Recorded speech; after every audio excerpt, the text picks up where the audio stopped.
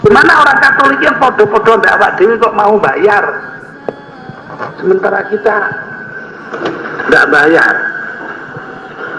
Kenapa? Ya karena umatnya didorong oleh para pemimpin agama mereka untuk memandang ini kewajiban agama yang suci, dengan dicontohi oleh apa? Oleh kesederhanaan hidup para pastor itu sendiri.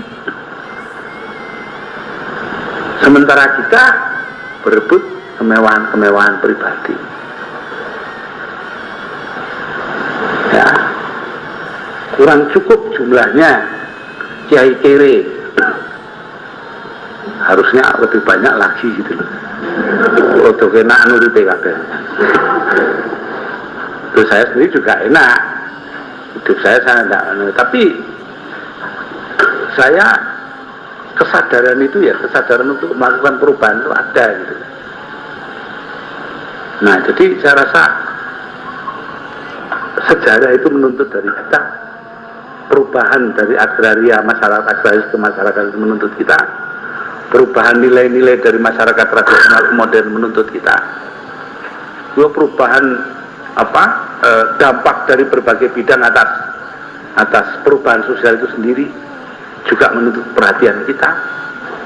Akibat dari pendidikan yang positivistik yang mengambil nilai-nilai lahiriah dan kebendaan sebagai ukuran, ini teori Dewey dan lain-lain, diterapkan di sekolah-sekolah kita seluruh Indonesia, maka ya anak itu tidak memandang penting arti rohani, arti akhlak.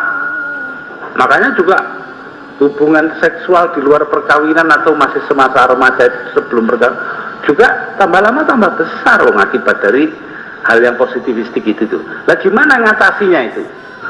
Padahal pendidikan yang bersandar pada nilai-nilai positivistik ini perlu untuk mengembangkan keterampilan guna bersaing sebagai bangsa dalam dalam perniagaan internasional. Apa yang dikatakan orang kompetisi akibat liberalisasi globalisasi ekonomi. Coba gimana ngatasinya? Itu kan juga bagian dari kebutuhan kita. Kita tidak bisa pura-pura tidak tahu, itu tidak bisa. Menurut saya pura-pura tidak tahu itu ihmal, dan ihmal itu al-huruf minal wajibat, hukumnya haram.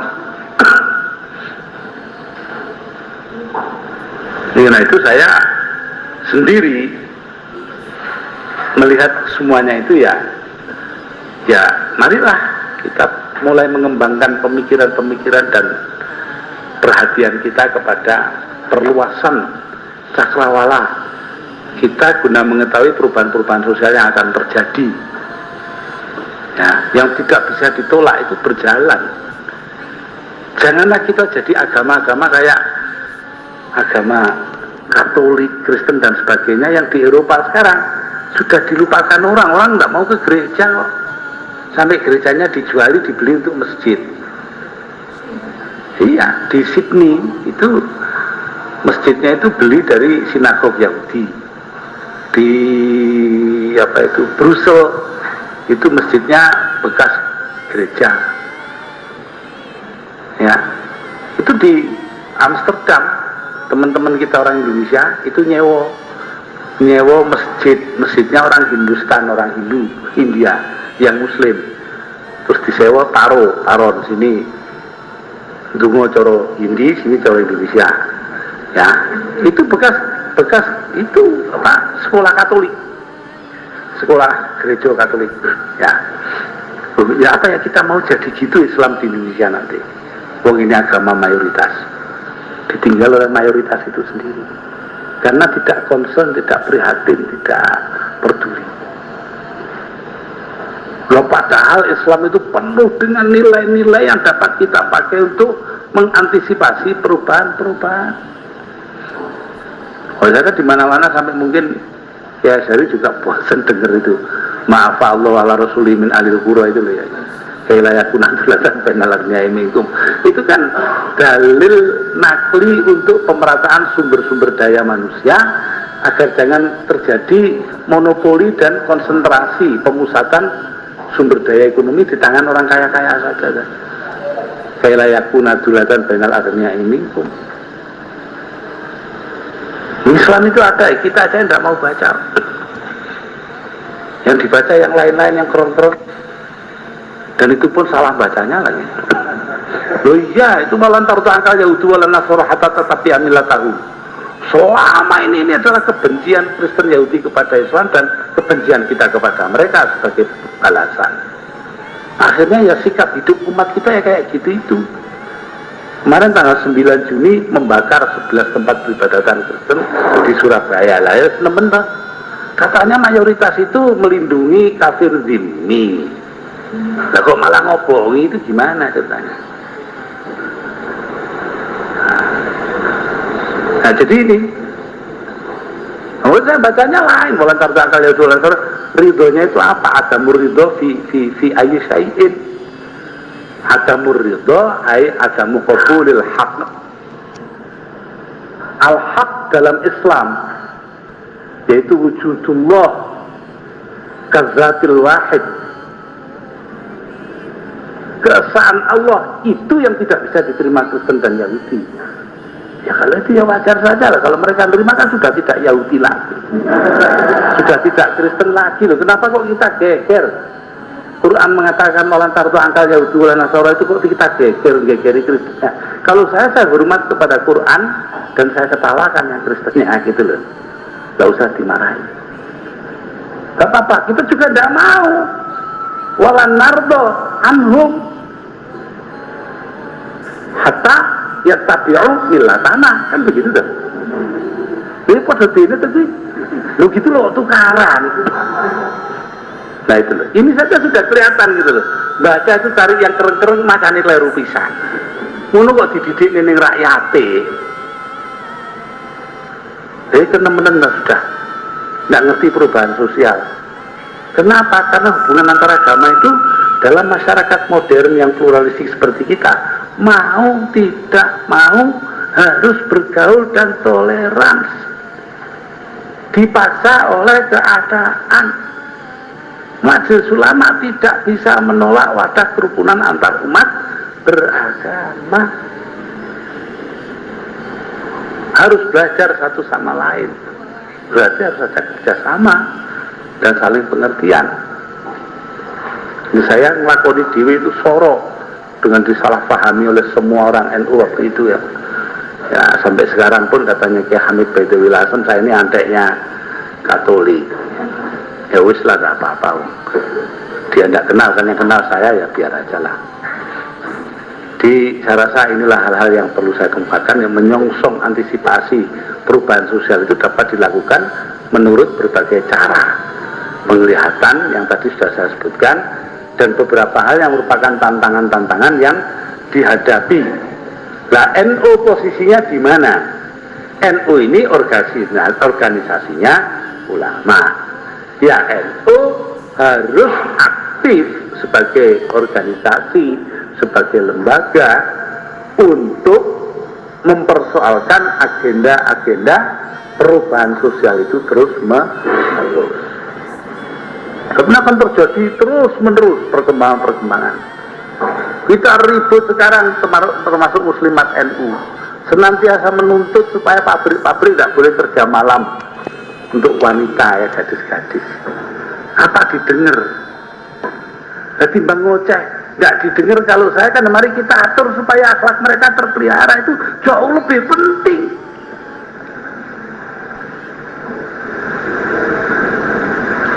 Anak saya ini di Fakultas Psikologi Gadjah Mada, dia cerita kepada saya bahwa di Jogja ini nyari tempat untuk menyantuni anak-anak wanita yang gelandangan itu tidak ada. Kalau Darul Aitam ada, tapi ini loh anak yang tidur di emper toko perempuan.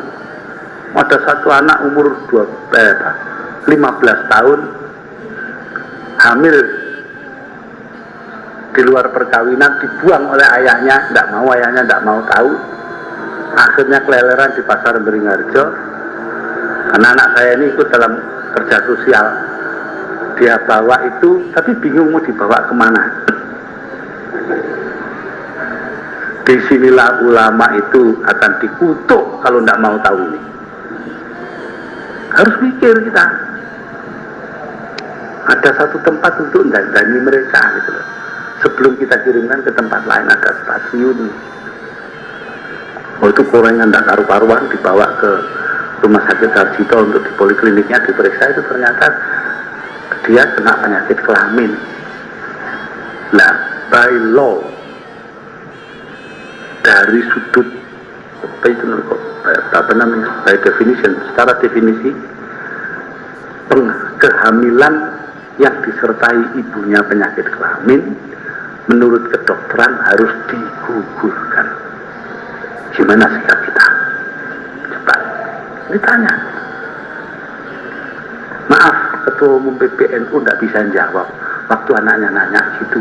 Terus piye Pak kuwi Pak? Ya simbolis gue nek muktamar ae. Jawaban paling enak kan? Tapi jawaban itu harus direalisir.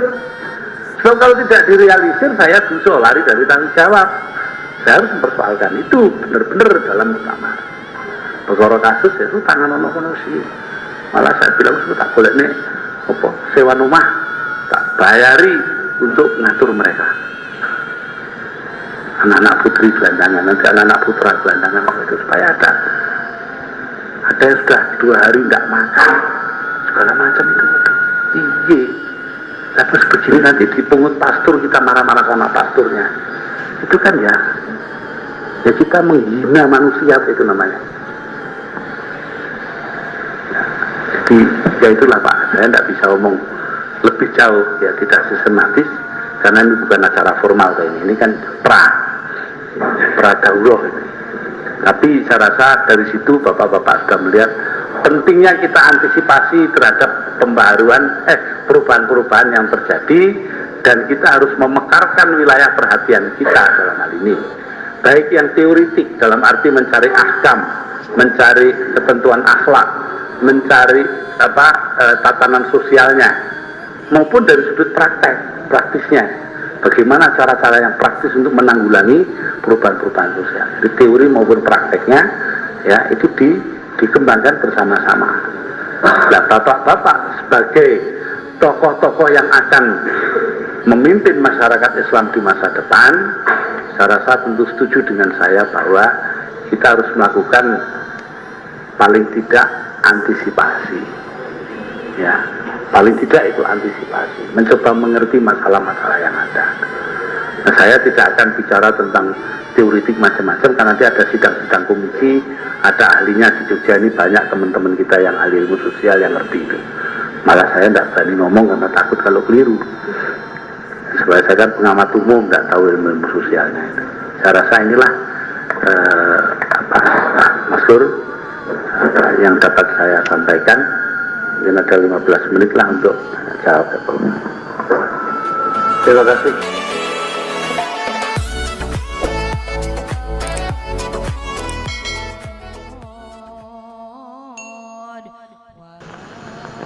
Gimana orang Katolik yang podo-podo ndak awak dhewe kok mau bayar, sementara kita nggak bayar? Kenapa? Ya karena umatnya didorong oleh para pemimpin agama mereka.